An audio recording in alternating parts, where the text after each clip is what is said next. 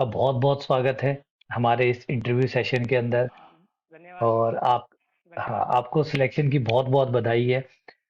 अभी जैसे मैंने आपसे हाँ, जैसे मुझे पता चला है आपके बारे में कि आप 22 साल के हैं, सिर्फ़ 22 साल के हैं और आप बाड़मेर से आते हैं और अपने विधानसभा क्षेत्र में आप मात्र 1 स्टूडेंट हैं मैथ से, जिनका सेकंड ग्रेड में सिलेक्शन हुआ है। तो अपने आप में ये एक बड़ी उपलब्धि है कि पूरे विधानसभा क्षेत्र में आप अकेले हैं।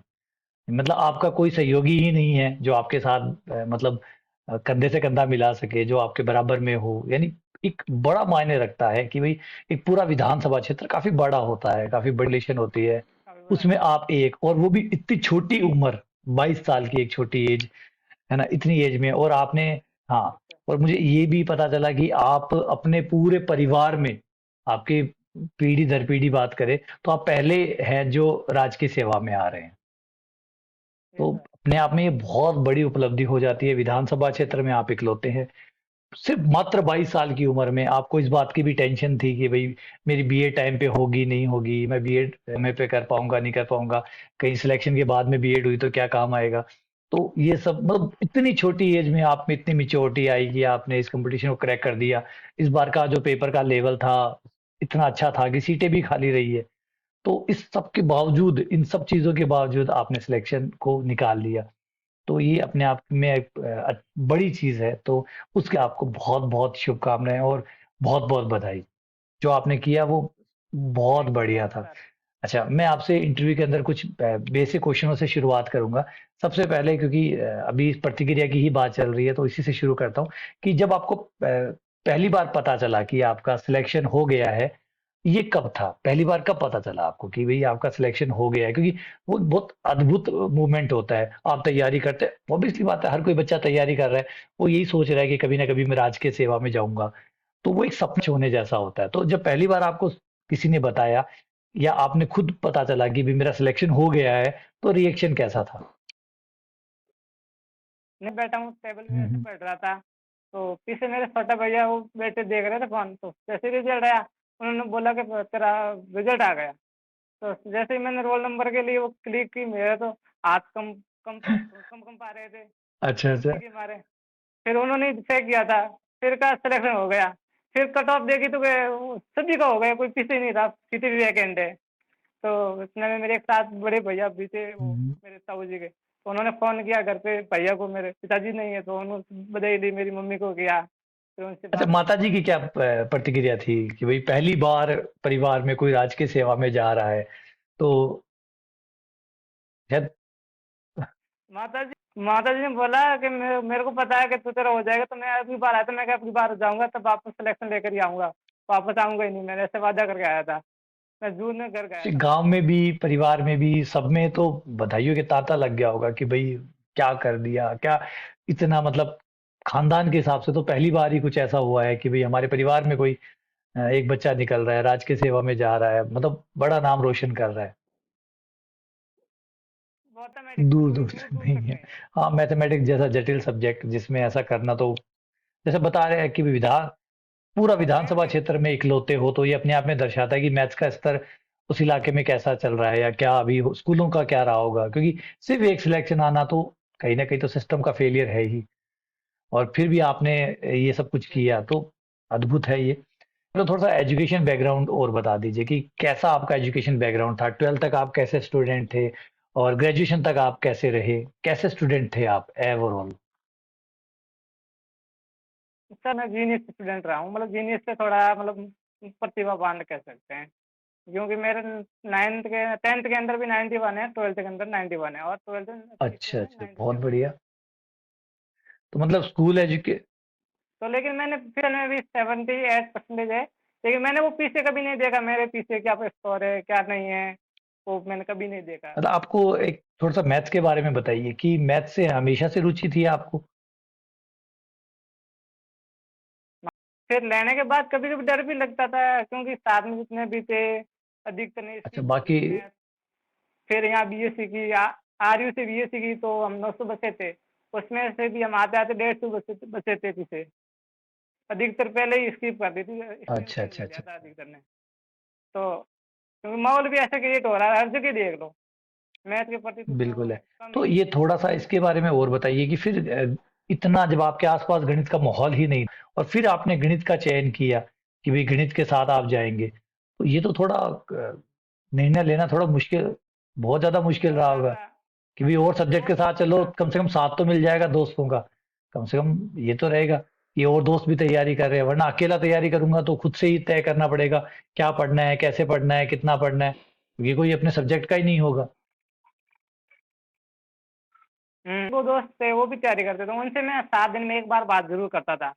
मतलब जैसे भी क्वेश्चन वगैरह कोई क्वेरीज़ होती थी, वो पूछते, मैं पूछता, आपस में डिस्कशन चलता रहता था। फिर पूछते क्या चल रहा है आज का मार्केट में क्या चल रहा है, कहाँ पर क्या बढ़िया चीज़ अच्छा, है। आपका वीडियो प्री यस में भी सिलेक्शन हुआ था, है ना? Video yes sir. नंबर भी बढ़िया तो आपने वीडियो वीडियो मेंस था वो। छोड़ दी तैयारी करने की, कि नहीं तैयारी आप नहीं करेंगे और आपने सेकंड ग्रेड को अडॉप्ट कर लिया। तो ये फैसला लेना इतना आसान था, प्री में हो चुका था और फिर वीडियो को मेंस नहीं बहुत मुश्किल था क्योंकि मेरे हम 8 दोस्त हुँ, थे, साथ में तैयारी कर रहे थे। तो 8 में से 7 का तो हो गया था, मेरा लेकिन डिसीजन मैंने चेंज किया, तो उन्होंने भी बोला कि यार चेंज क्यों कर रहा है, कर ले अपन साथ ही कर लेंगे। तो वो तो सब लग गए वीडियो में, सब उनका तो एग्ज़ाम भी हो गया, जॉइनिंग भी हो गई, लेकिन अपन के तो अच्छा। सेकंड ईयर का हुआ ही नहीं एग्ज़ाम भी। तो ये तो काफ़ी मुश्किल रहा होगा ना कि एक प्री पास हो चुके हैं, मेंस के लिए आप नहीं जा रहे हैं, उसके बजाय आप सेकंड ग्रेड के लिए जा रहे हैं जिसका भी एग्ज़ाम की कोई डेट ही नहीं है या ये था तो काफ़ी हाँ, कोई आना नहीं था, मतलब वैकेंसी आ रही है, ऐसे सुना था फरवरी में अंदर वीडियो, मतलब मैंने पोस्ट और वो फाइनली ये आपका वीडियो निर्णय भी अपलोड सही कर रहा, दी थी। है ना? वैसे कहते हैं अंत भला तो सब भला, तो ये इसका भगवान मतलब भला। फाइनली आपका हाँ, निर्णय अच्छा रहा, सही रहा, मतलब सही समय पे आप सही चेत गए और सही दिशा में आगे बढ़ गए, तो टाइम भी आपको मिल गया तैयारी करने के लिए। अच्छा, इसके साथ थोड़ा यस सर, थोड़ा बहुत मैंने के लिए वीडियो स्किप करने से मेरे बड़े भैया उनसे बात की, तो उन्होंने बोला कि देख ले तेरा डिसीजन है, हम सब पूरा सपोर्ट है, हमारे परिवार की तरफ से कोई है नहीं, तो मैंने वो डिसीजन वहीं अच्छा, से थोड़ा-सा लिया। अपने बुक्स के बारे में बताइए। जब आपने तैयारी की सेकंड ग्रेड में, तो आपने 12th का जो कंटेंट है, 12th तक का जो सिलेबस है, उसको किन किताबों से पढ़ा? और आगे जो ग्रेजुएशन है, उसके लिए आपने कौन-सी किताबें यूज़ की? सर पहले ठीक पढ़ है। रखी थी मैंने 11th-12th में वही एनसीईआरटी, फिर कई और और ग्रेजुएशन के लिए जेपीएस, और उसके बाद तैयारी के पूरे हो गई मेरे, और 20 में बीएड के एग्ज़ाम आ गए, मैंने जब कोर्स पूरा किया अच्छा, उस टाइम बीएड के सेकंड ग्रेड एग्ज़ाम आ में गए। सीनियर के लिए सिर्फ़ एनसीईआरटी पढ़ी है, उससे ज़्यादा कुछ नहीं पढ़ा एडवांस क्वेश्चंस के लिए? प्योरली एनसीईआरटी पर बेस्ड रहे आप? हाँ, प्योरली एनसीईआरटी फिर क्वेश्चन ज़रूर निकाले थे पूरे-पूरे, फर्स्ट अच्छा, grade, second previous grade question पूरे निकाले थे, निकाले थे। बाकी आपने एनसीईआरटी पढ़ी थी। ठीक है। फर्स्ट ग्रेड अच्छा, के क्या है, यूट्यूब से हेल्प ले लेता था, क्वेश्चन अच्छा, मतलब तो आंसर उसके वगैरह अलावा जो थर्ड ग्रेड के। ग्रेजुएशन थे उसमें जेपीएच जो आपके कॉलेज की बुक चलती है, आपने उन्हीं को ही प्रेफ़र करा और बस उन्हीं को पढ़ा। हाँ, तो इसका मतलब ये बात कंफर्म हो जाती है कि भई एनसीईआरटी किताबें पढ़ लो, पुराने पेपर्स निकाल दो और जो आपकी बीएससी की जो बुक्स है, जो भी चलती है आपकी, वो आप किताबें पढ़ लो और ये अपने आप में पर्याप्त है। कोई और चीज़ें और हाँ, पढ़ लो कोई ढंग से, तो वो 15-16 क्वेश्चन यानी होते कहने हैं, का मतलब फालतू किताबें इकट्ठी आराम मत से करो। पढ़ लो। बस जो किताबें आपके पास है, जो संसाधन पास है, कोई उन पे बात नहीं। मेहनत करो, उनको बार-बार निकालो और पेपर जो पुराने पेपर्स हैं, उनको देखते रहो। ये अपने आप में ये पर्याप्त है। आपका सिलेक्शन करके देखो, हाँ, ये सिलेक्शन इस बात का एग्जाम्पल है कि ये अपने आप में पर्याप्त है। पर्याप्त है। इससे ज़्यादा की ज़रूरत नहीं है। क्योंकि मेरे पास ज़्यादा इतना, मतलब मैंने नया-नया था, मेरे को ध्यान पे ही नहीं था क्या बुक्स वगैरह है, कोई जानकार अच्छा, भी नहीं था जो लगा हुआ मैथ्स से, ठीक है। तो मैंने वो यही फॉलो किया था। और वैसे प्रीवियस ईयर क्वेश्चन ना निकाले तो एक आइडिया हो गया कि मतलब किस इस तरह बार से आएँगे, क्या इस आएँगे, बार तो ग्रेजुएशन का लेवल भी अच्छा खासा लेकिन था। लेवल फिर बहुत मतलब सारे क्वेश्चन आए थे ग्रेजुएशन जो नॉर्मली कभी नहीं आते इतने। इस बार सिलेबस भी बढ़ा था ग्रेजुएशन का, थोड़ा उसमें नए टॉपिक ऐड हुए थे।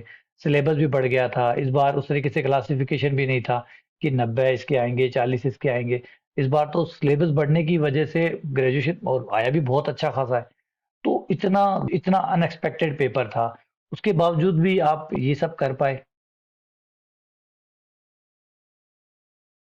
सर जो हुँ, हुँ। क्वेश्चन सीधे ही नहीं, बिल्कुल। घुमा-घुमा के क्वेश्चन दिए थे। उस क्वेश्चन में चेंजेस करके परिवर्तन करके नए-नए क्वेश्चन बना के दिए थे। और कॉम्प्लेक्स कॉम्प्लेक्स एनालिसिस जैसे सब्जेक्ट में तो पता नहीं कैसे-कैसे क्वेश्चन दे दिए, कोई इसको मतलब कभी देखे ही नहीं तो ऐसे क्वेश्चन आए हैं।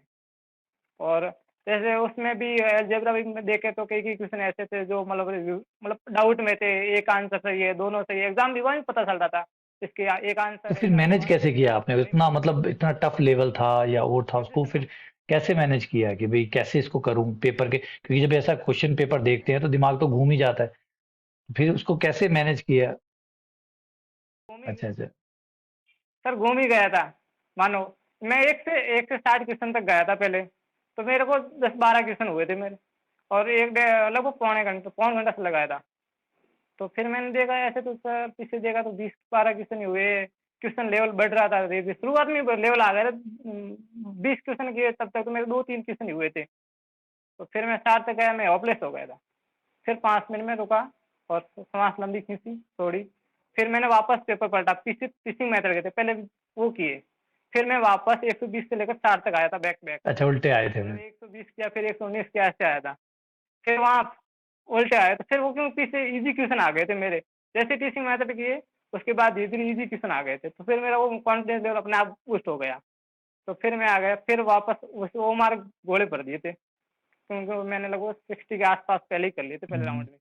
तो पीछे आधा घंटा बचा था, तो फिर मैंने दोबारा एक राउंड मारा और पीछे जाते जाते वो मार भर दी, 10 मिनट बच गए, लेकिन दिमाग मतलब इतना वापस प्रेशर आ गया कि मेरे को समझ में नहीं आ रहा क्या करना है क्या नहीं करना, क्योंकि इसके दौरान एक अच्छा गलती अच्छा हो गई अच्छा। थी मेरे से, क्योंकि 2 ऑप्शन गलत भर दिए थे मैंने। एक तो आंसर निकाल के भर दिए, कैसे आंसर क्वेश्चन में था 3, एक क्वेश्चन था डाइवर्शन निकालना था, डॉट के का मान निकालना था, ऐसा कुछ था। उसका आंसर 3 था, वो ऑप्शन 2 में था, मैंने ऑप्शन 3 भर दिया, क्योंकि ऑप्शन और वो 1 2 3 4 ऐसे ऑप्शन थे, और उसका आंसर 3 था, अच्छा 3 जबकि 2 में था, लेकिन मैंने 3 भर तो दिया, वो तो गलत चला मेरे गया। दिमाग के अंदर पता नहीं कैसे हो गया, अच्छा इससे जैसे मतलब अभी आपकी रैंक 2 गलत आई चला है, गया, तो अगर वो टॉप गलतियां 50 में थोड़ी नहीं सी ना गया। होती तो रैंक और अच्छी हो जाती, टॉप 50 में आ जाते। हाँ, टॉप चल। 50 के अंदर आ जाता मेरे को। काफी गलतियां हुई है, ऐसे नहीं, मैंने 10 क्वेश्चन तो ऐसे थे मैंने टिक लगा लगा के छोड़े, क्योंकि विश्वास नहीं हो रहा था क्वेश्चन सही, क्यों पेपर इतना टफ था, विश्वास नहीं हो रहा था कि ये क्वेश्चन आंसर सही है नहीं। फिर यहाँ आया, आंसर की वगैरह देखी, सबसे पहले लॉन्च आपने की थी, कोई आंसर की नहीं दे रहा था, पेपर उसमें तो पेपर 2 दिन तक हाँ बाद में पेपर थे, सही में बहुत टफ था, और सबसे पहले वैसे आपने देखा जाए आंसर तो किए थे। पेपर के ना तो आप अगेंस्ट में है ना आप पक्ष में है, दोनों ही नहीं है, क्योंकि पेपर होना चाहिए, ऐसा ऐसा पेपर होना भी चाहिए, क्योंकि हाँ, दोनों ही नहीं। हाँ क्योंकि जब आप सेकंड ग्रेड के टीचर बना रहे हैं होना भी तो चाहिए। उनके नॉलेज को अच्छे से परखना भी तो जरूरी है। वो आगे क्लास में जाएंगे, आगे क्लास में पढ़ाएंगे, अगर उनका खुद का कंसेप्ट क्लियर नहीं है या वो एकदम सिंपल तरीके से पेपर देके पास करके चले जाएं, तो थोड़ा वो भी बनता है कि भाई अ, शिकायतें नहीं कर सकते पेपर से, आप अपने आप को मजबूत करिए, आप एज ए स्टूडेंट के तौर पे मजबूत करिए, क्योंकि जिसने लिया है वो तो ले ही रहा मजबूत है। करिए, ये पेपर वो तो ले ही रहा है, वैसे तो शायद मुझे लग रहा है कि बने बच्चे हुए हैं, ज्यादा डर गए थे इसमें पेपर को देख नहीं के, करने लायक। उन्हें लगा अगर क्योंकि बस वो शुरुआत शुरू। शुरुआत में क्वेश्चन टफ आ गए तो वो हॉपलेस हो गए थे वहीं, कई जगह तो पूरे अच्छा पूरे के पूरे पूरे ही ही भर भर दिए दिए, थे, कई तुक्के जगह मार तो दिए ऐसे पूरे। बच्चे जिन्होंने पूरे ही भर दिए थे लास्ट में ऐसे करके, हाँ पूरे के तो पूरे। पेपर तो मतलब ऐसा था कि आप आराम से 60-70 क्वेश्चन निकाल सकते थे, अगर शांति से आप रहते, तो अगर आप दिमाग को ठंडा रखते तो 70 क्वेश्चन हो जाते, लेकिन वही है कि हड़बड़ा गए कि फिर वो जो आते थे वो भी आ रहा चले समझा गए, रहा। तो कुछ ऐसा हुआ। मैं तो नया था, अच्छा। नया भी हाँ था, आपका मेरे तो को कुछ इतना फर्स्ट अनुभव भी नहीं था, बिल्कुल फर्स्ट अटेम्प्ट था, तो देख बिल्कुल करके पता ही नहीं था कि कैसा पेपर आता है क्या आता है। इसलिए। हाँ। अच्छा। हाँ, क्योंकि मैं तो जैसे 2016 वगैरह का पेपर वो तो बहुत ईजी आ रखा था, तो मैं ऐसा पेपर आएगा तो अपन तो छोड़ देंगे वैसे ही, लेकिन पेपर 18 का आया था वो भी मेरे को बढ़िया है, वैसा आएगा तो अच्छा भी कर लेंगे, ये थोड़ा सा इसके बारे में बताइए ध्यान कि नहीं था। जैसे अभी आपने कहा बीच के अंदर आप 5 मिनट रुके, सांस ली, फिर उसके बाद दोबारा पेपर को स्टार्ट किया, तो ये अच्छी काम की, बिल्कुल अच्छी काम की, ताकि आपको वापस से बूस्ट मिल गया। एक बार आपने कहा कि मैं होपलेस हो गया था बीच में, और हो भी जाता है क्योंकि जब क्वेश्चन नहीं बन रहे हैं तो होपलेस हो जाता है, लेकिन उस समय आपने रिवर्स किया, पीछे गए और उल्टा चले, उल्टा चलते ही वो धीरे धीरे सवाल वापस होने शुरू हो गए, वापस से कॉन्फिडेंस आना शुरू हो गया, और जो एक तरह से जो मैच हार गए थे वो मैच पलट गया और वो मैच कॉन्फिडेंस जीत आएगा गए। अपने आप। तो ये समझ जो है, ये जो अक्लमंदी है जो जी तो। हमें चाहिए होती है, ये तनाव को भी कम करती है, क्योंकि पेपर में बहुत तनाव होता है, कई बार हम तनाव में कुछ गलतियां भी कर बैठते हैं, जैसे अभी आपने बताया कि 3 आंसर आया था, मैंने ऑप्शन 2 भर दिया या 2, कुछ ऐसा हुआ था। तो ये जो तनाव है इसको, ये सबके साथ होता है, और पहली बात ये भी रहती है कि आप परिवार से जिस परिवार से आ रहे हैं उनकी अपेक्षाएं भी आपसे है और अपने दोस्तों में भी हैं आप कहीं आपके दोस्त का भी सिलेक्शन हो रहा है आपका नहीं होगा तो ये कुछ थोड़ा सा दबाव बना ही देता है आप लोगों के ऊपर। तो ये दबाव को कैसे हैंडल किया ये सारा का सारा? और आप तो अपने परिवार में कह रहे हैं मैं पहली बार ही था जो गवर्नमेंट की तैयारी के लिए जा रहा है। तो ये सब प्रेशर कैसे रहा आपको? कैसे मैनेज किया आपने?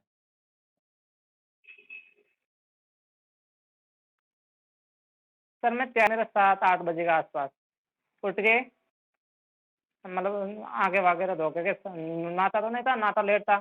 पहले पहले थोड़ा बहुत टहल ले लेता, पूरा काम करके 8 बजे में 9 साढ़े 8 बजे बैठ जाता पढ़ने। सुबह जीके पढ़ता था 12 बजे तक, फिर 12 से 1:30 बजे तक खाना वाना बनाना, फिर सो जाता था। फिर वापस 3 बजे उठना होता था।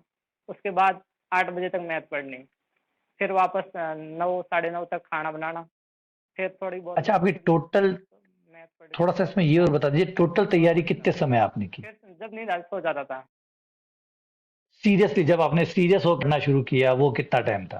जैसे मैंने मार्च में और सर अगस्त से लेकर के 20 में सितंबर में छोड़ दी थी, क्योंकि बीएड के एग्जाम आ गए तो वहाँ अपने आप स्टॉप हो जाता, क्योंकि एक दिन छोड़ के एक दिन एग्जाम अच्छा। होती थी, तो एग्जाम देना छोटा सा अच्छा, एग्जाम बड़ा हो, अगर वापस टाइम पे ऐसे तो आप पढ़ने तो एक्स्ट्रा ऑर्डिनरी वो स्टूडेंट थे क्योंकि रेडी आपके 90 से ऊपर तो ऑलरेडी 10th में थे, 12th में थे, प्लस ग्रेजुएशन में भी 78 है तो अपने आप में बहुत एक्स्ट्रा ऑर्डिनरी स्कोर तो आपका था ही। तो पहले से आपका बैकग्राउंड बहुत अच्छा था पढ़ाई का तो उसमें फिर ज़्यादा चीज़ें ऐड नहीं करनी पड़ती। जब आप पहले से ही बहुत अच्छे होते हैं तो थोड़ा सा एक कदम और आगे बढ़ना होता है और आप लगभग अच्छा कर ही जाते हैं। अगर आप मान लीजिए एक औसत, हाँ, अगर आप एक हाँ मतलब यही मन में रहता था, कभी नेगेटिव आती थी सो जा, कभी कभी अच्छा इतना अच्छा तनाव होता था तो मैं क्या करता, तनाव हैंडल करने के लिए सो जाता था, नींद लेता था भरपूर। अच्छा अच्छा फिर वापस जगता, फिर इधर उधर घूम के फिर वापस पढ़ने बैठ जाता था, या फिर अच्छा, थोड़ा थोड़ा बहुत सा इसके बारे में और पढ़ाई बताइए। जब आपने तैयारी लिया की कर तो लिया अ, तो औसत आप अगर घंटों का बताएं तो कितने घंटे औसत आप पढ़ते थे? यानी पूरे दिन भर में 5 घंटे 6 घंटे क्या रहता था पूरे दिन का टोटल औसत? तो 10 घंटे हो जाते थे और उसमें जीके हाँ कितना रहता था? 9-10 घंटे हो जाते थे, मतलब चार बैलेंस करीब करके चार एक जाते घंटे थे। 4-5 घंटे मान लो, मतलब 50-50 में चलता था। अच्छा अच्छा अच्छा, एक चीज और थोड़ा मैथ का हल्ला रहता था, वैसे टाइम थोड़ा ज़्यादा ही रहता था। लेकिन हम्म। इसमें भी एक बताना चाहता हूँ, मेरे साथ भी ये होता है, मैथ वाले स्टूडेंट्स के साथ होता है। जब जीके पढ़ने बैठते तो मैथ पढ़ने का मन नहीं करता है, जब मैथ ज़्यादा पढ़ते जीके पढ़ने का मन नहीं करता है। ये होता है हम्म। रहता है। जैसे मैं बीच में 15 दिन तक जीके पढ़ा था कंटिन्यू, मैथ तो बीच में छोड़ दी थी, मैं भूल गया। फिर मैंने जीके को स्किप किया, मैथ पढ़ना स्टार्ट किया। फिर मैं क्या करता, सुबह उठ के ही मैथ पढ़ता था, क्योंकि 12 1 3 4 बजे तक मैथ पढ़ लेता, फिर जीके शाम को ये- पढ़ के सो जाता था। वो तो फिर ये वैसे समस्या है साइंस वालों के साथ, क्योंकि यदि जीके में रुचि पैदा होगी तो मैथ अपने आप ही वो मन नहीं करेगा। तो मैथ के लिए तो ऐसे वो जब तक बिल्कुल ऐसा दिमाग होता है। अपन का पढ़ अच्छा, नहीं एक चीज होगा, और थी कि कोई भी पुराने सवाल पेपरों को कोई भी देखें तो बच्चों का रहता था कि थोड़ी शॉर्ट ट्रिक्स हो जाए तो शॉर्ट ट्रिक्स लगा के सवाल कर लें और कर लें। और कई बच्चे होते हैं जो कहते हैं नहीं नहीं शॉर्ट ट्रिक्स नहीं, कंसेप्ट ही किंग है, कंसेप्ट पे जाओ क्योंकि सिलेक्शन कंसेप्ट देगा, शॉर्ट ट्रिक्स नहीं देंगी। तो इसमें आपकी क्या राय है शॉर्ट ट्रिक्स और कंसेप्ट के अंदर? कंसेप्ट है।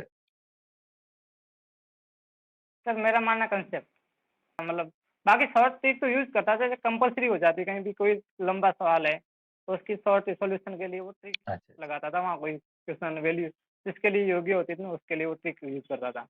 क्योंकि कई क्वेश्चन ऐसे तो भी होते कंसेप्ट हैं ने जीके बचा के, लिया। तो रटा रटा इस बार आए नहीं, फेल हो गई वो ट्रिक, कोई अच्छा, एक बाकी चीज तो और ठीक है। बताइए कि जैसे कोई भी बच्चा पढ़ता है तो इस वजह से तो एक मोटिवेशन का कारण होता है उसका कि भाई कोई पारिवारिक मोटिवेशन, कई है कि आर्थिक है कमजोरी है तो वो सोच रहा है कि चलो नौकरी लग जाऊंगा तो मैं आर्थिक आजाद हो जाऊंगा। तो आपका मोटिवेशन क्या रहा कि भाई क्योंकि एक सीट पर बैठ के और 12 महीने तक कंटिन्यू पढ़ना आसान तो नहीं होता। ये बात तो स्वाभाविक है क्योंकि ये बहुत बोरिंग चीज है। पढ़ाई करना बोरिंग चीजों में से एक है, नॉर्मली यही होता है। आसान तो नहीं तो होता। उसको लिए कुछ तो मोटिवेशन चाहिए होता है, कुछ तो एक इनर मोटिवेशन चाहिए होता है जो आपको बिठाए रखता है कुर्सी के ऊपर और डेली टाइम टेबल भी फॉलो करवाता है कि सुबह 5 घंटे ये पढ़ना है, फिर 5 घंटे वो पढ़ना है। तो वरना तो इतना नहीं बन पाता, कहीं आदमी स्किप कर ही देता है सारी चीजों को, डिसिप्लिन को बिगाड़ ही लेता है। लेकिन एक मोटिवेशन है जो बार बार जगाता रहता है कि नहीं सिलेक्शन नहीं आएगा, देख सिलेक्शन नहीं आएगा अगर ऐसा करेंगे तो वो मोटिवेशन क्या था? हम्म। सर वो मोटिवेशन वगैरह भी मेरे को मोटिवेशन मतलब वही रखते थे, कोई भी बात कभी ज़्यादा ही मतलब टेंशन वगैरह हो जाती तो वो पुस्ट करते थे कि हो जाएगा, कोई दिक्कत नहीं है कि सिलेक्शन। मेरे का सिर्फ एक काम मतलब करना होता था, सिर्फ पढ़ना, बाकी कोई भी काम मेरे फ्री थे, मैं फ्री था। मेरा एक ही उद्देश्य था, पढ़ना बस, और कोई भी काम छोटी मोटी जिम्मेदारी उसमें मुक्त अच्छा, था। एक बड़ा बेसिक सा सवाल तो वही रहता है था कि मतलब जब आप तैयारी सिर्फ करते हैं तो पढ़ते कुछ थे। ऐसी चीजें होती है, कुछ ऐसी गलतियां होती है जिनको आप ठीक करते हैं, क्योंकि हर कोई अपनी गलतियों से सुधरता है, तो गलतियों को वो देखता है, वो ठीक करता है। लेकिन जब सिलेक्शन हो जाता है तो पीछे मुड़ के देखता है तो उसे याद आता है कि अरे काश मैंने वो गलती ठीक कर ली, अगर वो गलती ठीक नहीं करता तो आज मेरा सिलेक्शन नहीं होता। कुछ तो ऐसी चीजें जो नींव का पत्थर बनती है आपके सिलेक्शन के अंदर, पीछे मुड़ के देखते तब वो कनेक्ट होते हैं कि अरे भगवान ने अक्ल दे दी, सही समय पे अपन ने वो गलतियां ठीक कर ली, अगर वो गलती आज ठीक ना की होती तो सिलेक्शन नहीं आता। क्या आपकी भी जर्नी में कुछ ऐसा हुआ, कुछ ऐसी गलतियां थी जो समय रहते आपने ठीक कर ली और आज आपको उसके लिए थैंकफुल है कि हाँ टाइम पे ठीक कर लिया, वरना तो आज यहाँ नहीं होते? सर हम्म, टर्निंग पॉइंट तो एक था, मैंने 2 महीने पहले एक नामी क्वेश्चन की, आपका तो बाद में मेरे को पता चला था। तो मैं वो टेस्ट देने जाता तो मैं कभी पास हो जाता, कभी फेल हो जाता था, कभी 40% आते थे, उनका लेवल काफ़ी हाई जाता था। तो फिर मैं क्या, ऐसा काम चलेगा नहीं। फिर मैंने यूट्यूब खंगाला, तो 2-3 तीसरों के वीडियो आए, फिर आपका देखे, 2 देखे, 3 देखे, इतने में आपके ये टेस्ट आरपीसी क्या पूछेगा, क्या नहीं पूछेगा, वो जब मैंने देखा तो फिर मैंने वो टॉपिक वही जा रखे थे। फिर वहाँ से मैंने एक टॉपिक पकड़ा, वो छोटे-छोटे पहले आपके फ़ॉर्मूले वगैरह वो लिखता एक पेज पे, फिर आप वो प्रीवियस ईयर के क्वेश्चन सॉल्व करवाते, वो देखता, फिर उसके रिलेटेड क्वेश्चन करता। मैं कि इससे तो आएँगे, थोड़ा लेवल बढ़ा देता था, कई बार क्वेश्चन टफ होते थे, उनको भी देख लेता था साथ में कि ये नहीं आएगा तो ये तो आएगा ही, पक्का ही आएगा। तो फिर वो ऐसे टॉपिक वाइज़ अच्छा। करता ही चला गया। जब लगभग 15 एक दिन बचे थे उतने में वो मेरे पूरे हो गए थे। मतलब क्या पूछेगा, और थोड़ी बहुत वो एग्ज़ाम ग्रेजुएशन अच्छा एग्ज़ाम अच्छा। बूस्टर वाली वो भी देखी थी वीडियो। वो तो पूरी मैं देख तो नहीं वो पाया क्योंकि वो मेरी आप एग्ज़ाम आ गई नज़दीक, फिर मैंने स्किप कर दी वीडियो देखना। तो मैं क्या, अब रिवाइज़ करना ज़रूरी हो गया था। अ, तो उससे वो टर्निंग पॉइंट वो आ गया मेरा, मतलब श्योर हो गया मैं सिलेक्शन हो जाएगा पक्का। क्योंकि फिर मैं ट्यूशन तो करने इसका बैठा, मतलब यूट्यूब जैसे ने ही आपके नोटिफ़िकेशन मतलब घूमने यात्रा लगा, में काफी हो मदद गया था, की मेरे है, टाइम काफी टेबल भी सही बन गया, सही आधे दिशा घंटे दी पढ़ने के है। बाद। अच्छा, एक एक ऑनलाइन स्टडी जो था इस बार परीक्षा में शामिल हुआ था, इससे पहले ऑनलाइन स्टडी का इतना बड़ा हाँ जी, बोलबाला हाँ नहीं जी, हाँ था। जी। इस बार तो पूरा का पूरा, क्योंकि कोविड आया हुआ था, सब कुछ ऑनलाइन ही था, तो ऑनलाइन पढ़ाई ज्यादा हो रही थी और ऑनलाइन ने घर घर में पढ़ाई पहुंचा दी, घर घर में गणित को पहुंचा दिया। अब हर किसी को बड़े शहर आने की जरूरत नहीं थी, वो घर बैठ के तैयारी कर सकता था। तो आप बताइए कि ये ऑफलाइन और ये ऑनलाइन दोनों में से कौन सा बेटर महसूस होता है आपको, कि अपनी एक राय के तौर पे कि भाई ये ज़्यादा अच्छा है?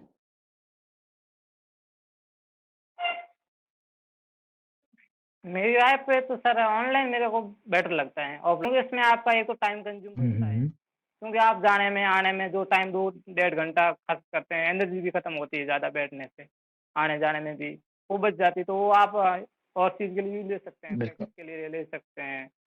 तो वो बढ़िया है, और क्लास तो वही पढ़ाते हैं, वहाँ पढ़ाएंगे वो यहीं पढ़ाएंगे। और वो एक डेडिकेशन होना पड़ता है, फिर वो मतलब डेडिकेट होकर पढ़ना पड़ता है। ऐसे नहीं बीच में नोटिफिकेशन आ रहे हैं, अपन क्लास देख देख बीच में व्हाट्सएप पे चले गए, फिर इंस्टा, अच्छा, पता नहीं अच्छा। कहाँ पहुँच जाएंगे, उतने में तो क्लास भी खत्म हो जाएगी। वो मतलब वो चीज़ें नहीं हो तो ऑनलाइन सबसे अच्छा, बढ़िया है। एक चीज़ और ये मेरा जानना मानना चाहूँगा टाइम भी कि बचता है, वैसे सेकंड और ग्रेड जो है बहुत कुल मिला के मेन चीज़ सीधा-सीधा मेहनत का सबसे ही बढ़िया है। काम है ना? किसी प्रकार का कोई और तंत्र-वंत्र तो नहीं लगता कि भई कुछ ऐसा जुगाड़ कर लो या कुछ ऐसा कर लो और इससे सिलेक्शन निकल जाएगा, ऐसा तो कुछ नहीं है। ये तो आप कन्फर्म करते हैं, है ना? पक्का हो गया कि भई आपकी मेहनत है वही काम करेगी। नहीं ऐसा कुछ नहीं। है ना? अगर हाँ, मतलब हम इसको देखें, कई बार बच्चा सोचता है, जो खासकर नया विद्यार्थी होता है, वो ये सोचता है, पहले वो देखता है कि कोई शॉर्ट ट्रिक है क्या, कोई छोटा तरीका है क्या सिलेक्शन लेने का। तो इस परीक्षा ने, इस भर्ती परीक्षा ने तो ये क्लियर ही कर दिया कि भाई कोई छोटा तरीका नहीं है। जो तरीका है वो मेन तरीका ही है। वो लंबा है तो वो लंबा है, जो भी है वो आपको तय करना है। भाग के तय करो, चल के तय करो, जो भी आपको करना है वैसे करो। मतलब तरीका वही रहेगा, मेन तरीका। आपको कंसेप्ट ठीक करने होंगे, आपको अपनी मेन किताबों को, जो मुख्य स्टैंडर्ड किताबें हैं, जो स्टैंडर्ड वाली है, आपको उन्हीं को ही बार-बार दोहराना होगा और कई बार पढ़ना होगा आपको और अपने कॉन्सेप्ट्स को अच्छे से क्लियर करना होगा और यही आपका सिलेक्शन है। और डेली डेली एन एवरेज आपको 10 घंटे की तो पढ़ाई करनी ही पड़ेगी, 8 से 10 घंटे। करना होगा, अगर आप कुछ वो इंटेलिजेंट सिलेक्शन दिलवाएगा। 8 से 10। हाँ, 8 से 10 घंटे। इंटेलिजेंस हो। इस बार क्या हुआ है कि ऐसे दोस्त भी है मेरे जो ड्यू सेंट्रल यूनिवर्सिटी बड़ी बढ़िया अच्छा अच्छा अच्छा अच्छा यूनिवर्सिटी अच्छा से अच्छा एमएससी अच्छा। बीएससी करके आए हैं, वो भी पीछे रह गए यार। मेरे ऐसे भी दोस्त हैं क्योंकि बताओ नेट इसका देना मतलब शुरू तो कर दिया ये, हाँ वो मैं। डेडिकेशन है। अगर आप वो सिर्फ ये है कि आपने नेट कर रखा है या आप डीयू से पढ़ के आए हैं या आप आईआईटी से पढ़ के आए हैं, सिर्फ हाँ इस, हाँ इस नाम से सिलेक्शन नहीं आया है। इस बार सिलेक्ट, हाँ, वो भी कंसेप्ट। इस नाम से नहीं है। मेहनत ही आपके काम करेगी, वो भी कंसेप्ट बढ़िया हम्म। होंगे, मजबूत होंगे। ट्रिक भी बार कोई कहीं कहीं कर जाएगी, एक आध क्वेश्चन में, 2 क्वेश्चन में, 10 क्वेश्चन में मान लो। क्वेश्चन तो 150 मतलब 130 आते हैं, अच्छा, एक और तो 10 क्वेश्चन क्वेश्चन है ट्रिक टेस्ट आते हैं सीरीज कि को वो लेके नहीं कि भाई इस बार, सॉल्व इससे करने पहले हैं, ऑफलाइन में टेस्ट सीरीज तो नहीं फंस होती थी, जाएंगे। क्योंकि टेस्ट सीरीज लेना पॉसिबल भी नहीं होता था, बच्चे बहुत होते थे। तो आप टेस्ट, सबको इतने सारे बच्चों को डेली बिठा के टेस्ट नहीं करवा सकते थे। लेकिन ऑनलाइन ने एक चीज अच्छी कर दी कि आप घर बैठे टेस्ट दो, आप 2 बार टेस्ट दो, 3 बार टेस्ट दो, कोई दिक्कत नहीं है। तो ये टेस्ट सीरीज वाला आपकी बार बहुत अच्छा रहा था, और मैं सेल्फ खुद भी मानता हूँ कि टेस्ट सीरीज ने बच्चों को बहुत बढ़िया तैयारी करवाई। एक्चुअली सेल्फ ऑडिट हुआ, उनका पता चला कि हम कहाँ है कहाँ नहीं है, कितना बेहतर करने की जरूरत है, कहाँ कमियां हो रही है, कहाँ गलतियां हो रहे हैं। तो टेस्ट सीरीज का आपका अनुभव कैसा रहा?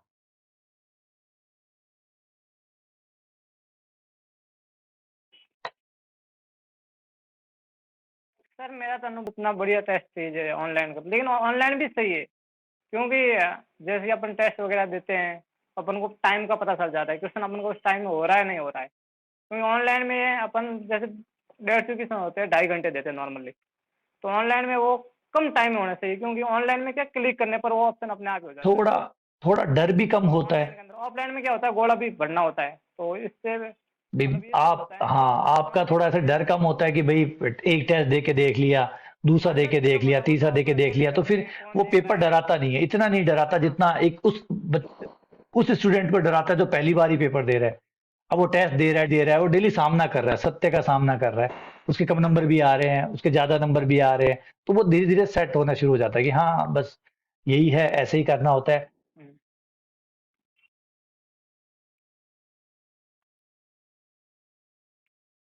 ऑनलाइन में पीडीएफ निकलनी, वो टेस्ट सीरीज वाली पीडीएफ मिल जाए, शायद वो ये प्रिंटेड अब तो शायद सारी जैसे लग रहा है कि आने वाले दौर में जो जैसे टाइम बाकी लगेगा सारी उस भर्तियां टाइम लगा ऑनलाइन के पे टेस्ट होने में वो चली गई है। पेपर सॉल्व कर तो लेंगे। अब ये हाँ भर्ती अभी, ऑनलाइन में हाँ ये भर्ती भी अब आने वाली, अगर कोई नई भर्ती आएगी तो 2-3 साल बाद हम यही देखें वो भी ऑनलाइन प्लेटफॉर्म पे चली गई है। हाँ ऑनलाइन हो तभी अब ऑनलाइन तो हो क्योंकि दोबारा। जब, हाँ हाँ वही ट्रेन का आएगा।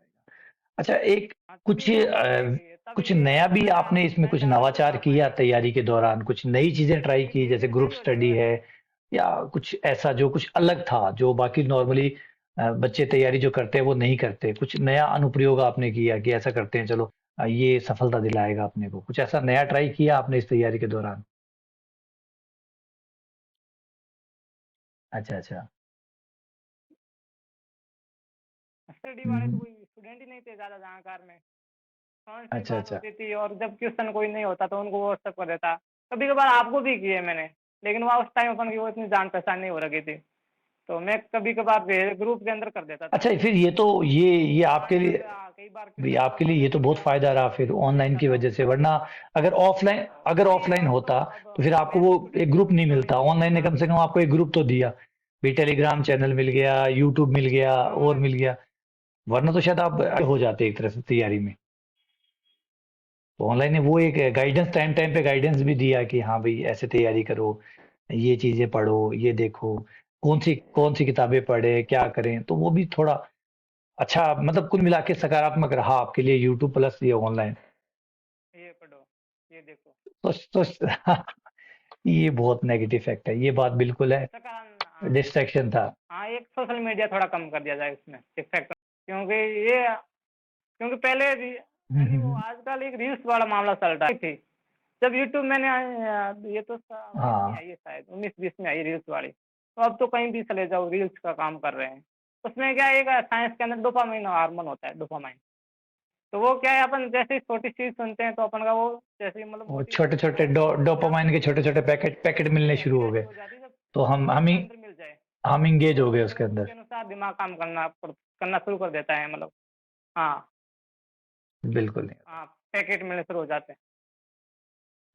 वो हाँ, भूख फिर बढ़ती वो क्या रहती है है। बड़े क्वेश्चन लंबे अच्छा, टाइम तक एक मैं हाँ एक वो चीज सही है जो नए स्टूडेंट है उनके थोड़ी पॉइंट देर ऑफ बाद व्यू से फिर वो जानना चाहता हूँ अपनी कि कोई भी नया स्टूडेंट जो वही करता तैयारी है कर फिर रहा है आगे उसको शुरू से क्या करना चाहिए, एकदम जीरो से वो क्या करे, पहले वो क्या करे, फिर वो क्या करे, और कैसे करे, या कौन सा रास्ता अपनाए जिससे जैसे आपने सिलेक्शन लिया है वो भी ले सके।